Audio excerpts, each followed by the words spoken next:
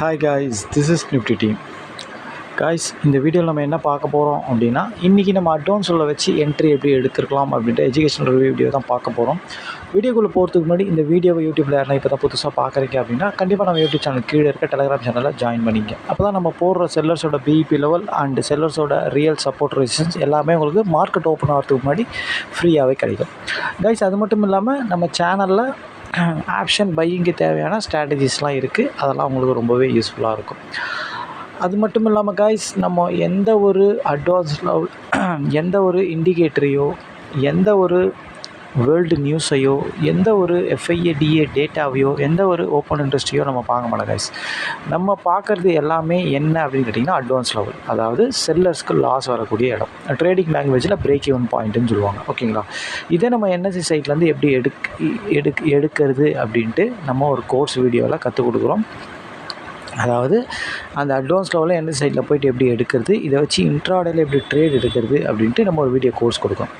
இது தேவைப்படுறவங்க, கற்றுக்கணும்னு நினைக்கிறவங்க கண்டிப்பாக நம்ம டெலிகிராம் சேனலில் டிஸ்கிரிப்ஷனில் நம்ம காண்டாக்ட் லிங்க் இருக்குது. அதில் வந்து நீங்கள் நம்மளை காண்டாக்ட் பண்ணலாம்.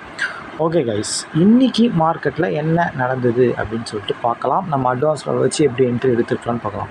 கைஸ், இன்றைக்கி மார்க்கெட் ஓப்பன் ஆனது எங்கே அப்படின்னு கேட்டிங்கன்னா 24,180. ஓகேங்களா? நம்ம ஓப்பன் ஆன ஒரு 15 நிமிஷம் கழிச்சு தான் என்ட்ரி எடுப்போம். 15 நிமிஷத்தில் மார்க்கெட் எங்கே இருந்தது அப்படின்னு கேட்டிங்கன்னா 24,136, 140ன்னு வச்சுக்கலாம். ஓகேங்களா? இருந்தது. ஓகேங்களா? ஆக்சுவலாக வந்து பார்த்திங்கன்னா மார்க்கெட் இன்சைட் மார்க்கெட்டு, அது ரொம்ப ரொம்ப முக்கியமான விஷயம் இதில் என்ன அப்படின்னு கேட்டிங்கன்னா ஓப்பனுக்கு கீழே மார்க்கெட். ஓகேங்களா? ஓப்பனுக்கு கீழே எஸ்டர்டே லோ பிரேக் ஆகலை. ஓகேங்களா? 15 மினிட்ஸில் எஸ்டர்டே லோ பிரேக் ஆகலை, ஓப்பனுக்கு கீழே. ஓகேங்களா? இன்னொரு முக்கியமான விஷயம் என்ன அப்படின்னு கேட்டிங்கன்னா, ஆக்சுவலாக நிஃப்டியோட எக்ஸ்பைரி வந்து வியாழக்கிழமை தான் நடக்கும். இன்றைக்கி புதன்கிழமையே நடக்குது. ஓகேங்களா? அதாவது ஒரு நாள் முன்னாடியே வந்து எக்ஸ்பைரி நடக்குது. அப்போது ஒரு நாள் மார்க்கெட் முன்னாடியே நடக்குதுன்னா அப்போ அந்த ப்ரீமியத்தை ஜீரோ பண்ணி ஆகணும். ஓகேங்களா? ப்ரீமியத்தை கரைச்சாகணும்.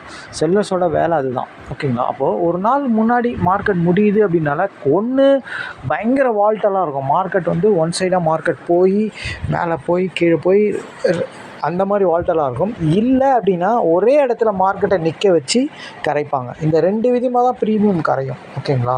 அதுவும் ஒரு நாள் முன்னாடியே மார்க்கெட் முடிகிறதுனால, எக்ஸ்பைரி நடக்கிறதுனால இந்த 2 விதத்தில் ஏதாச்சும் ஒரு விதத்தில் கரைப்பானுங்க மார்க்கெட்டை. அதாவது 2வது சொன்ன விதத்தில் கரைச்சா நம்மளுக்கு நல்ல பெனிஃபிட். அதாவது மேலே கீழே நல்லா வால்ட்டெல்லாம் இருக்கும் மார்க்கெட், அந்த மாதிரி. அது வந்து ஆக்சுவலாக வந்து பார்த்திங்கன்னா yesterday high break, yesterday low break, அந்த மாதிரி ஒரு செட்டப்பில் நல்லா மூவ் ஆகும். ஓகேங்களா?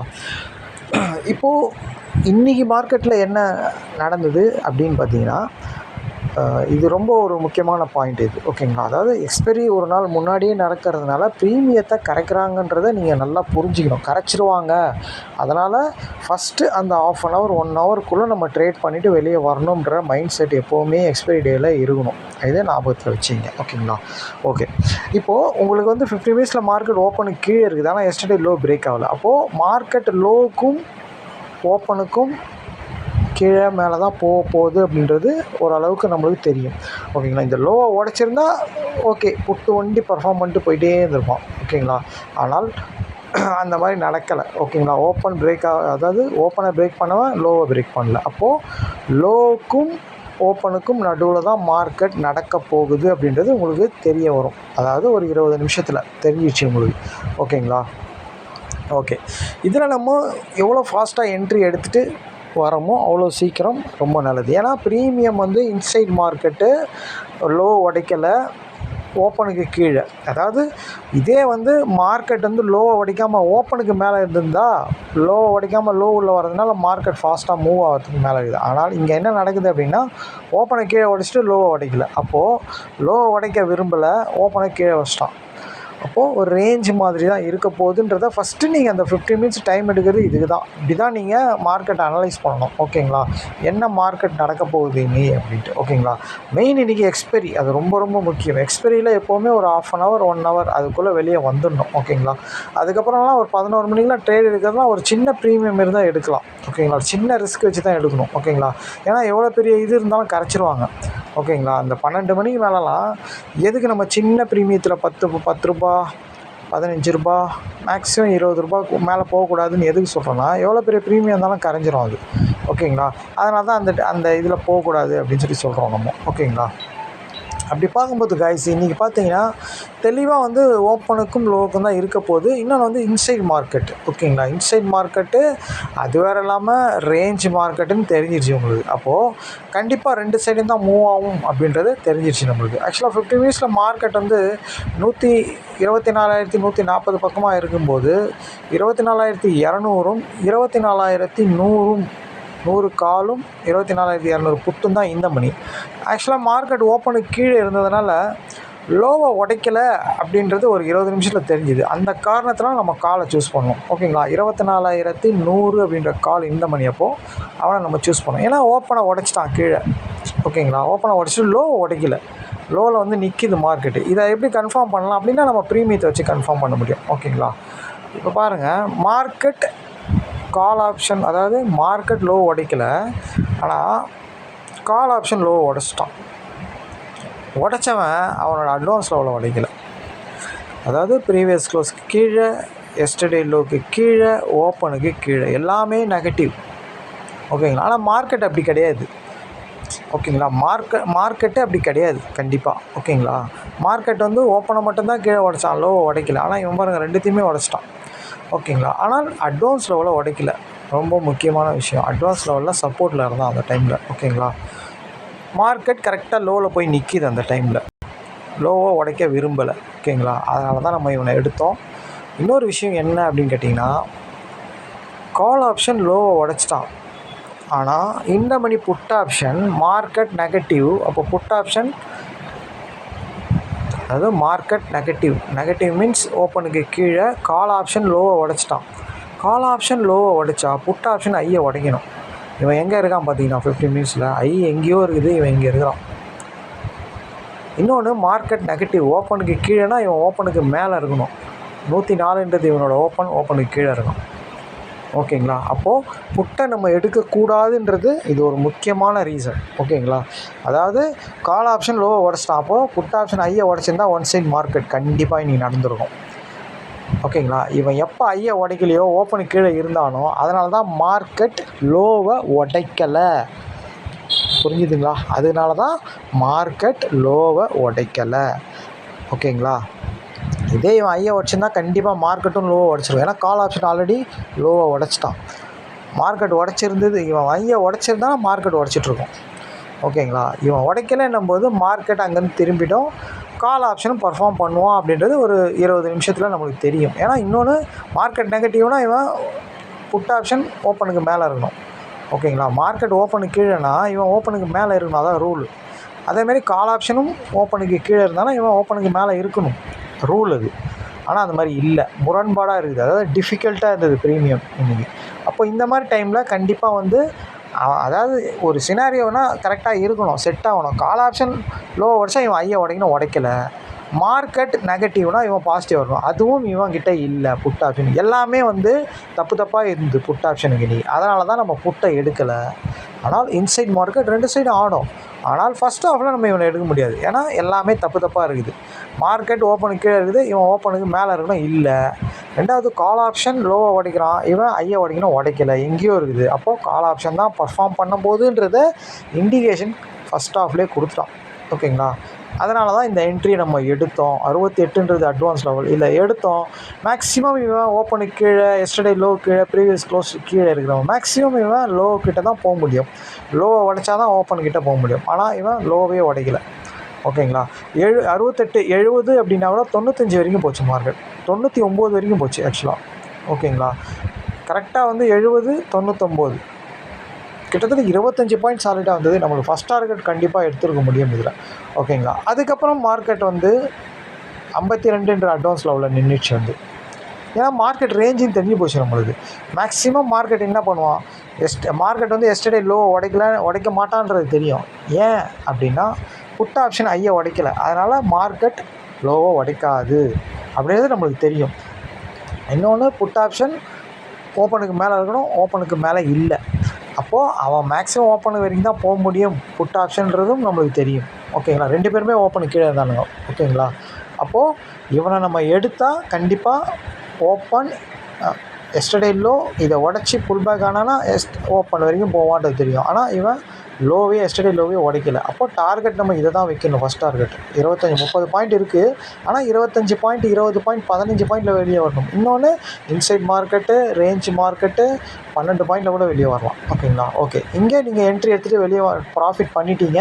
அதுக்கப்புறம் திருப்பியும் இங்கே நிறைய அட்வான்ஸ் லெவல் இருக்குது. ஆக்சுவலாக 68, 64, 52 எல்லாமே அட்வான்ஸ் லெவல் தான். இதில் வேணால் நம்ம ஏற்கனவே சொல்லியிருக்கோம், நிறைய அட்வான்ஸ் லெவல் இருந்தால் கடைசி அட்வான்ஸ் லெவலில் சப்போர்ட் எடுத்தால் நம்மளுக்கு ஸ்டாப் லாஸ் வந்து கரெக்டாக இருக்கும். அப்போ அவன் திருப்பியும் ஒரு பர்ஃபார்ம் பண்ணாலும் நல்ல ப்ராஃபிட் கிடைக்கும். நம்ம நிறைய வாட்டி சொல்லியிருக்கோம். ஓகேங்களா? அதேமாதிரி பார்த்திங்கன்னா 68, 64, 52ன்றதெல்லாம் அட்வான்ஸ் லெவல் தான். கடைசி அட்வான்ஸ் லெவலில் தான் சப்போர்ட் எடுத்தாங்க. பாருங்கள், கடைசி அட்வான்ஸ் லெவலில் தான் சப்போர்ட் எடுக்கும். இந்த மாதிரி பக்கத்தில் இருந்தாலே ப்ரீமியம் மூவ் ஆகாது. ஏன்னா அதை உடச்சி மேலே போகாது. மேக்ஸிமம் கடைசி அட்வான்ஸ் லெவலில் அவன் சப்போர்ட் எடுத்தானா மேக்ஸிமம் அவன் அதான் எஸ்டர்டேலோ ஓப்பன், அவ்வளோதான். அதுக்கு மேலே போக முடியாது அவனால். ஓகேங்களா? அவன் அது வரைக்கும் தான் போனான். ரெண்டாவது பர்ஃபார்ம் 52ன்ற அட்வான்ஸ் லெவலில் சப்போர்ட் எடுத்து திருப்பியும் ஒரு 90 வரைக்கும் போச்சு மார்க்கெட். அதாவது நல்ல பாயிண்ட்டு தான் இது. ஓகேங்களா? கிட்டத்தட்ட 55னா கூட 85, 30 பாயிண்ட்டு சாலிடாக கொடுத்தான் இது. ஓகேங்களா? அவ்வளோதான். இதோட என்ட்ரியே கிடையாது நம்மளுக்கு. இதுவே வந்து எத்தனை மணிக்கு வருது? 12:30 மணிக்கு வருது. 53, 15 பாயிண்ட் தான் ஸ்டாப் லாஸ் வைக்கணும் இதை நீங்கள் எடுத்தீங்கன்னா. ஓகேங்களா? ஏன் நம்ம காலையே எடுத்துக்கிட்டு இருக்கோம்னா நம்ம ரீசன் சொல்லியாச்சு. மார்க்கெட் லோவை உடைக்கலை. அப்போது புட் ஆப்ஷன் ஐயா உடைக்கல. அதனால் மார்க்கெட் லோவை உடைக்க மாட்டான்றது நம்மளோட அனலைஸு. ஓகேங்களா? அதே மாதிரி கால் ஆப்ஷன் தெளிவாக அட்வான்ஸ் லெவலில் இருந்தான். ஓகேங்களா? ஆனால் 2 பேருமே ஓப்பனுக்கு கீழே இருந்தானுங்க ப்ரீமியம். ஓகேங்களா? ஆனால் இவன் தான் கரெக்டாக இருந்தான் எல்லாத்துக்கும். இவன் ஆல்ரெடி ஓப்பனுக்கு கீழே, ப்ரீவியஸ் க்ளோஸ் கீழே, எஸ்டர்டே லோ கீழேன்னும் போது தெளிவாக இருக்குது இது. ஆனால் புட்டு வந்து ஒரு கன்ஃபியூஷன். ஓகேங்களா? அதாவது மார்க்கெட் ஓப்பனுக்கு கீழே இருந்தால் அவன் ஓப்பனுக்கு மேலே இருக்கணும் இல்லை. ஓகேங்களா? அதாவது கால் ஆப்ஷன் லோவை உடைச்சிட்டான். ஆனால் புட் ஆப்ஷன் ஐயை உடைக்கலை. உடைக்கணும் ஆனால் உடைக்கல. அப்போது புட் ஆப்ஷன் நம்ம அதனால தான் ஃபோக்கஸே பண்ணல. ஓகேங்களா? காலே எடுக்கலாம். அட்வான்ஸ் லோல் இத்தனை அட்வான்ஸ் லோ இருக்குது. கடைசி அட்வான்ஸில் சப்போர்ட் வரும்போது திருப்பி புல் பேக்கில் எடுக்கலாம். இது இங்கே ஒரு சப்போர்ட்டு, இங்கே ஒரு சப்போர்ட்டு, அவ்வளோதான். ஓகேங்களா? ரொம்ப ஈஸியான என்ட்ரி தான். அதுக்கப்புறம் இவன் வந்து லோவெல்லாம் உடச்சிட்டான். அதுக்கப்புறம் மார்க்கெட் பாருங்கள், அந்த 52 எத்தனை வாட்டி உட்காந்துருக்கான் பாருங்கள். 52 எத்தனை வாட்டி உட்காந்து போயிருக்கான் பாருங்கள். ஓகேங்களா? ஆனால் இந்த இடத்துலலாம் எடுக்கலாமான்னு கேட்டால் எடுக்கக்கூடாது. டைம் ஆகிடுச்சு. ஓகேங்களா? இந்த இடத்துல வேணால் எடுத்துருக்கலாம். 11 மணிக்கு வேணால் எடுத்துருக்கலாம். ஓகேங்களா? 55னா கூட 70 வரைக்கும் போயிடுது.